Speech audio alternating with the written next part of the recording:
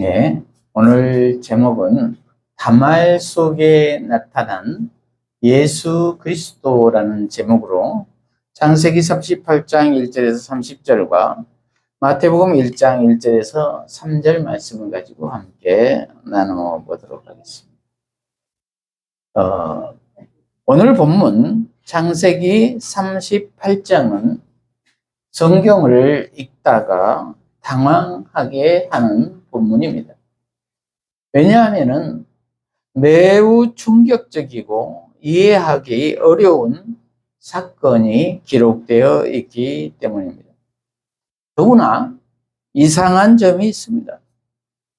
창세기 37장에서는 요셉이 형들에게 팔려 애굽으로 갑니다. 그리고 창세기 39장에서는 다시 요셉 이야기로 이어집니다. 그런데 중간에 갑자기 유다와 다말의 사건이 삽입이 됩니다. 그런데 왜 하나님은 이 이야기를 기록하셨을까요? 그것은 단순히 유다 집안의 부끄러운 사건을 보여주기 위해서가 아닙니다. 이 사건 속에는 인간의 죄와 하나님의 은혜, 그리고 예수 그리스도의 복음이 담겨 있습니다. 오늘 말씀을 보면서 다말 사건 속에 나타난 예수 그리스도를 만나는 저와 여러분이 되시기를 바랍니다. 첫째로, 하나님을 떠난 유다의 삶에는 어두움이 찾아왔습니다. 1절을 보면은 형제를 떠난 유다의 모습이 보입니다.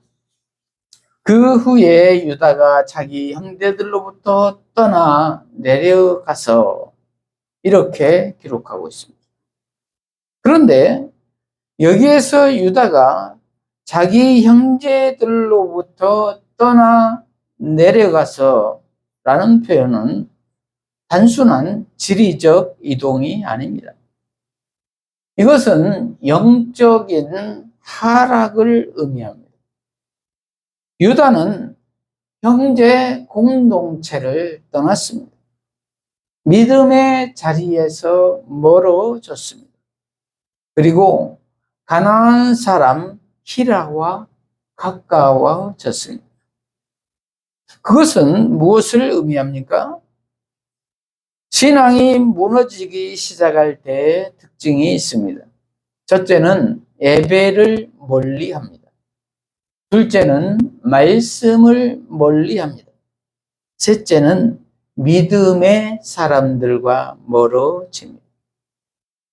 유다가 그랬다는 것입니다. 유다는 요셉을 팔아버린 이후 그는 하나님 앞에 바로 서지 않았습니다. 이렇듯 죄를 회개하지 않으면 사람은 점점 아래로 내려간다는 것입니다. 저와 여러분은 어떻습니까? 죄를 회개하고 믿음의 사람들과 가까이 지내야 할 줄로 믿습니다. 2절, 세상과 타협한 유다입니다. 유다가 거기서 가나안 사람 수아라 하는 자의 딸을 보고 그를 데리고 동침하니 이렇게 기록하고 있습니다. 가나안 사람 수아라 하는 자의 딸을 보고 데리고 동침하니 그랬습니다. 보고 데려가서 동침했다는 것입니다. 그것도 우상 숭배를 한 가나안 사람인데 말입니다. 그런데 그래서 유다는 세상적인 욕정에 사로잡힌 사람이다라는 것을 우리는 알 수가 있지요. 그런데 하나님은 이미 아브라함과 이삭에게 가나안 족속과의 혼인을 경계하라고 말씀하셨는데 말입니다. 이렇듯 유다는 세상과 타협했습니다. 오늘날도 마찬가지입니다. 세상과 타협하면은 처음에는 편해 보입니다. 그러나 결국 영혼이 병들게 됩니다. 그러므로 우리는 깨어 경성하여 세상과 타협해서는 안 될 줄로 믿습니다. 이제 유다 집안의 비극이 일어납니다. 6절에서 10절까지를 보면은 유다는 장남 에르 아내로 다말을 맞이합니다. 그런데 성경은 충격적으로 말합니다. 엘이 여호와 목전에 악함으로 이렇게 기록하고 있습니다. 엘이 무엇이 악했는지는 기록에 나와 있지 않지만 아마 가문에 해를 끼치지 않았나 추측을 합니다. 그래서 결국 대를 이을 아들도 없는데 하나님께서 그를 죽이십니다. 그리고 이렇게 하나님께서 그를 죽이셨다는 기록은 그의 죽음이 다말과 무관함을 확증하고 있습니다. 세상 말로 여자가 잘못 들어와서 남편을 잡아먹었다. 이러한 미신이 있지 않습니까? 그런데 그것이 아니라는 것입니다. 다말의 잘못이 아니라는 것입니다. 그리고 둘째, 오나는 형수를 통해 후손을 이어주기 싫어했다는 것입니다. 그 이유는 재산 때문이었습니다. 8절부터 보면은 유다가 오난에게 이르되 내 형수에게로 들어가서 남편의 아우된 본분을 행하여 내 형을 위하여 씨가 있게 하라. 이렇게 기록하고 있습니다.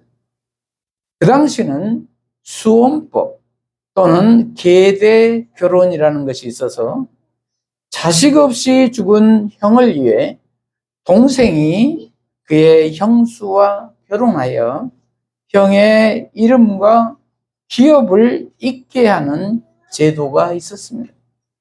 그래서 유다가 다말에게 들어가라고 한 것입니다. 그런데 9절, 오난이 그 씨가 자기 것이 되지 않을 줄 알므로 형수에게 들어갔을 때에 그의 형에게 씨를 주지 아니하려고 땅에 설정하매 이렇게 기록하고 있습니다.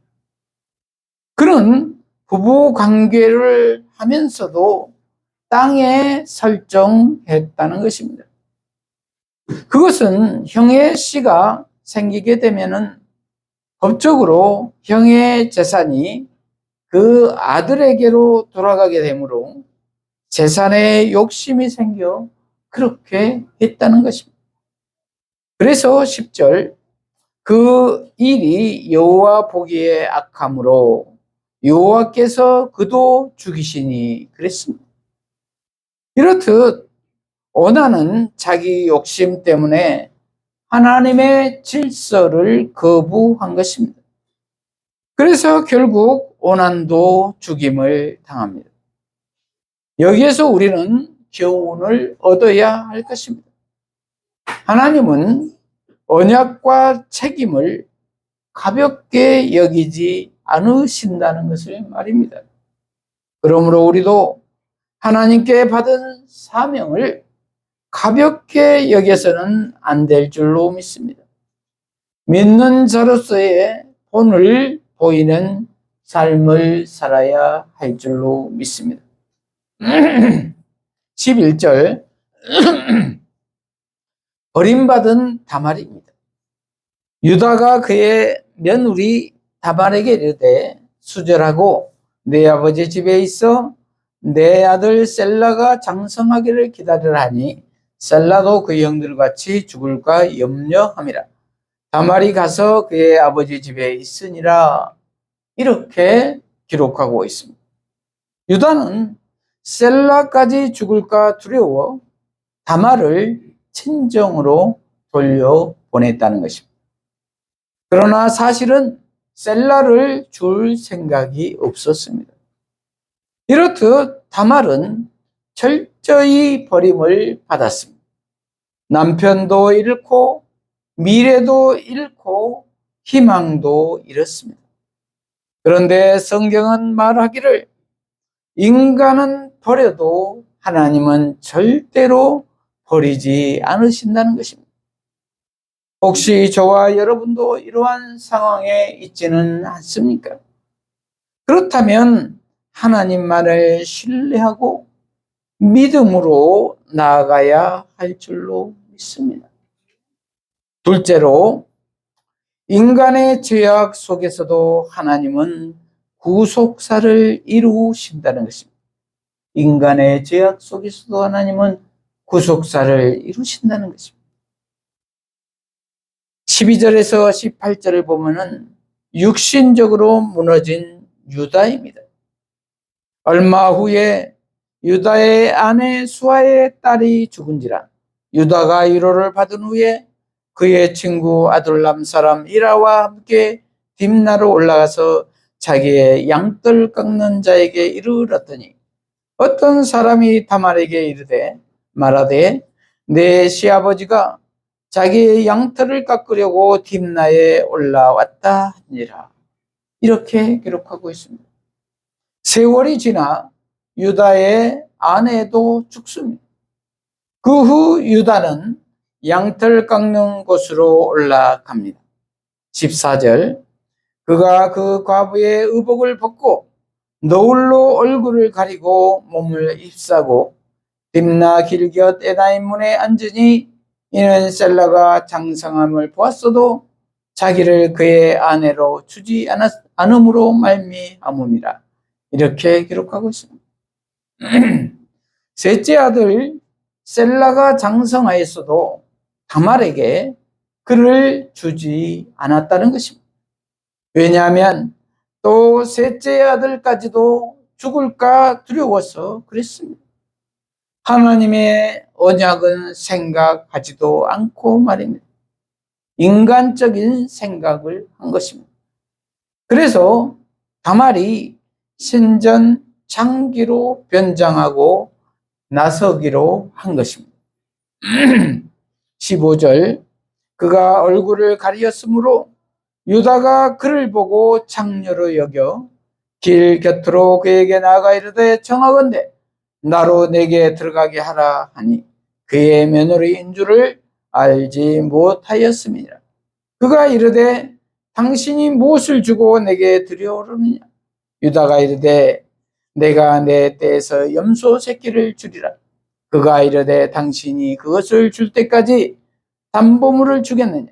유다가 이르되 무슨 담보물을 내게 주랴. 그가 이르되 당신의 도장과 그 끈과 당신의 손에 있는 지팡이로 하라. 유다가 그것을 그에게 주고 그에게로 들어갔더니 그가 유다로 말미암아 임신하였더라. 이렇게 기록하고 있습니다. 당시 양털 깎는 시기는 쾌락과 방탕이 많던 때였습니다. 그래서 다말은 유다가 오가는 길목에 앉아 변장을 한 것입니다. 그래서 유다는 그녀를 장녀로 생각하고 가까이 갑니다. 여기서 유다의 영적 상태가 드러납니다. 이렇듯 죄는 사람의 눈을 어둡게 만듭니다. 그는 자기 며느리를 알아보지 못할 정도로 영적으로 어두워진 것입니다. 여기에서 우리는 다말의 행동에 대해 그 의미를 생각해 보아야 할 것입니다. 우리는 다말의 행동을 쉽게 판단하기는 어렵습니다. 그러나 중요한 것은 다말이 언약의 계보를 붙들고 있었다는 사실입니다. 오히려 유다가 언약을 버렸습니다. 이방 여인이었던 다말은 언약의 가문 안에 남기를 원했고, 언약의 가문이었던 유다는 세상으로 내려갔다는 것입니다. 이게 얼마나 아이러니한 일입니까? 그러나 24절, 죄를 깨닫는 유다입니다. 석 달쯤 후에 어떤 사람이 유다에게 일러 말하되 내 며느리 다말이 행음하였고 그 행음함으로 말미암아 임신하였느니라. 유다가 이르되 그를 끌어내어 불사르라. 이렇게 기록하고 있습니다. 석 달쯤 후에 다말이 임신한 사실을 어떤 사람이 알고 유다에게 말했다는 것입니다. 그래서 유다가 사실 여부도 알아보지도 않고 그를 끌어내어 불사르라고 말합니다. 왜냐하면 셋째 아들 셀라를 주지 않으려는 심사였기 때문입니다.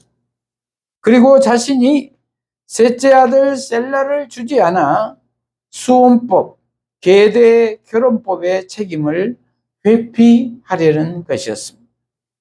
자신의 욕심 채우기에 급급했지요. 이렇듯 유다는 자신의 죄는 보지 못하면서 남의 죄는 더 크게 보았습니다. 저와 여러분은 어떻습니까? 자신의 죄를 먼저 보아야 할 줄로 믿습니다. 그런데 다말이 증표를 내놓습니다. 25절, 여인이 끌려 나갈 때에 사람을 보내어 시아버지에게 이르되 이 물건 임자로 말미암아 임신하였나이다. 청하건대 보소서 이 도장과 그 끈과 지팡이가 누구의 것이니까 하니라. 유다가 그것을 알아보고 이르되 그는 나보다 옳도다. 내가 그를 내 아들 셀라에게 주지 아니하였음이로다 하고 다시는 그를 가까이 하지 아니하였더라. 이렇게 기록하고 있습니다. 도장, 끈, 지팡이. 그 순간 유다는 충격을 받았습니다. 그리고 말합니다. 그는 나보다 옳도다. 여기서 처음으로 유다는 깨어집니다. 이렇듯 회개는 자기 죄를 보는 순간 시작됩니다. 그렇습니다. 이렇듯 은혜는 죄를 깨달은 자에게 임합니다. 그러므로 성경에서 가장 위험한 사람은 죄 없는 사람이 아니라 자기 죄를 모르는 사람입니다. 바리새인은 자기 의를 자랑했지만 세리는 가슴을 치며 회개했습니다. 하나님은 회개하는 자를 살리십니다. 이렇게 유다가 변화되기 시작한 것도 자기 죄를 깨달았기 때문입니다. 중심으로 회개하는 저와 여러분이 되시기를 바랍니다. 셋째로 다말 사건은 결국 예수 그리스도를 가리킵니다. 27절 베레스의 탄생입니다. 해산할 때 본이 쌍태라. 해산할 때 손이 나오는지라.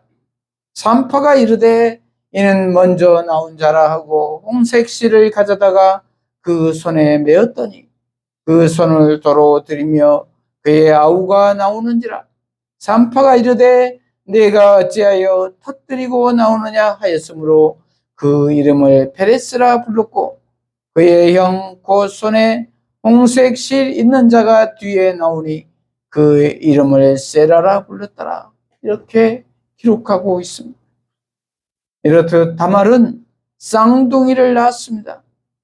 세라가 먼저 손을 내밀었지만 베레스가 치고 나옵니다. 베레스는 터뜨리다, 뚫고 나오다 라는 뜻입니다. 이 이름 속에는 하나님의 구속사가 어떤 장애도 뚫고 나아간다는 의미가 담겨져 있습니다. 그렇습니다. 이렇듯 인간의 죄가 하나님의 계획을 막을 수 없다는 것입니다. 이렇듯 베레스의 계보에서 예수님이 오십니다. 그래서 마태복음 1장 1절에서 3절을 보면은 예수님의 족보에 다말과 베레스가 기록됩니다. 아브라함과 다윗의 자손 예수 그리스도의 계보라. 아브라함이 이삭을 낳고 이삭은 야곱을 낳고 야곱은 유다와 그의 형제를 낳고 유다는 다말에게서 베레스와 세라를 낳고 베레스는 헤스론을 낳고 헤스론은 람을 낳고 이렇게 기록하고 있습니다. 여기에서 우리가 생각해 볼 점은 왜 하나님은 굳이 이 이름을 숨기지 않으셨을까라는 것입니다. 그것은 예수님은 죄인을 위해 오신 분이시기 때문입니다. 그래서 예수님의 족보는 완벽한 사람들의 명단이 아니라는 것입니다. 은혜 받은 죄인들의 명단이라는 것입니다. 이렇듯 십자가는 수치를 은혜로 바꾸셨습니다.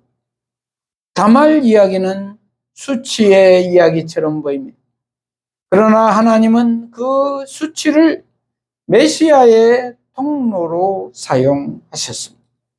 이것이 복음입니다. 십자가도 원래는 수치의 상징이었습니다. 그러나 예수님께서 그 십자가를 구원의 능력으로 바꾸셨습니다. 그렇습니다. 하나님은 오늘도 우리의 실패와 눈물까지 사용하십니다. 말씀을 마무리합니다. 저와 여러분은 어떻습니까? 실패하셨습니까? 그래서 절망하며 좌절하십니까?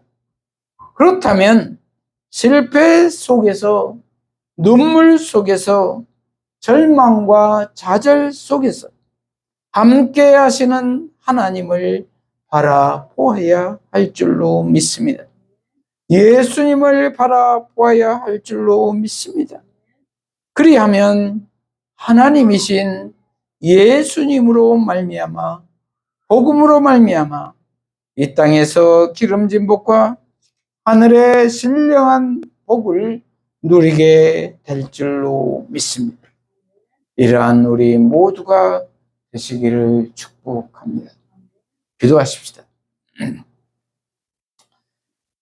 하나님 아버지, 오늘 다말 속에 나타난 예수 그리스도라는 제목의 말씀으로 은혜를 주시니 감사합니다.